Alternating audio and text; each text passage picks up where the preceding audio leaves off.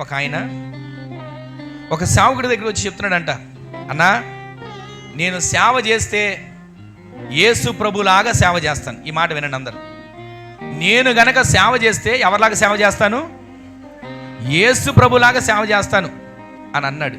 వాస్తవానికి చాలామంది అంటుంటాం కదా, నిన్న ఒక పాస్టర్ గారు వచ్చారని కదా, ఆయన కూడా అన్నాడు, నేను యేసన్న గారిలాగా సేవ చేద్దాం అనుకున్నానండి, కానీ కుదరలేదు, ఆయన అభిషేకం నా మీదకి వచ్చింది చాలు అని అన్నాడు. యేసన్న గారిలాగా సేవ చేద్దామని అనుకున్నా, దేవదాసయ్య గారిలాగా సేవ చేద్దాం అనుకున్నా, తర్వాత భక్త సింగ్ గారిలాగా సేవ చేద్దాం అనుకున్నా. ఇది మనం వాళ్ళని మాదిరిగా పెట్టుకున్నాం. కానీ ఈయనేమన్నా తెలుసా, మనుషులతో పోల్చుకోలే, నేను యేసు ప్రభులాగా సేవ చేద్దాం అనుకున్నాడు. ఆ మాట అనగానే అంటే అక్కడ ఉన్న కొంతమంది పక్కన ఉన్న వాళ్ళు నవ్వారంట. యేసు ప్రభులాగా సేవ చేద్దాం నవ్వగానే వెంటనే ఆయన ఏం చేశాడు తెలుసా, వాళ్ళ మీద అరవడం మొదలు పెట్టాడంట. వాళ్ళ మీద అరవడం మొదలు పెట్టాడు. వాళ్ళని అరుస్తున్న నోటుకు వచ్చినట్లు మాట్లాడుతున్నాడు. నేను యేసు ప్రభులాగా సేవ చేద్దాం అంటే దాని తప్పే ఉంది, ఎందుకు మీరు అంత నవ్వుతున్నారు, అంత అవసరమే ఉంది అని చెప్పి గట్టిగా వాళ్ళ మీద కోపంగా మాట్లాడుతున్నాడు. అదంతా చూసి యేసు ప్రభులాగా సేవ చేస్తారా? యేసు ప్రభుని చూసి అందరు ఏం చేశారు తెలుసా, అపహాస్యాస్పదంగా మాట్లాడారు.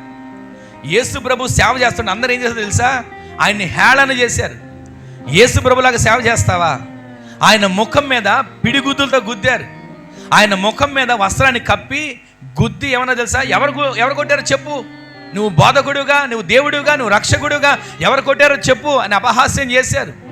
ఒక వ్యక్తి అయితే ముళ్ళు తీసుకొచ్చి దాన్ని కిరీటంగా అల్లి ఆయన తల మీద పెట్టి కర్రతో కొడుతుంటే ముళ్ళన్నీ తల్లకు వెళ్ళిపోయాయి. నువ్వు యేసు ప్రభులాగా సేవ చేస్తావా అని ఇవన్నీ చెప్పి యేసయ్య వాళ్ళు అంత హింస పెడుతున్నా, అంత బాధిస్తున్నా, అంత అవమానపరుస్తున్నా, అంత అపహాస్యాస్పదంగా మాట్లాడుతున్నా, యేసయ్య ఎక్కడైనా నోరు తెరిచి మాట్లాడా? యేసయ్య ఎక్కడ మాట్లాడలా. వాళ్ళేదో నవ్వుకున్నారు.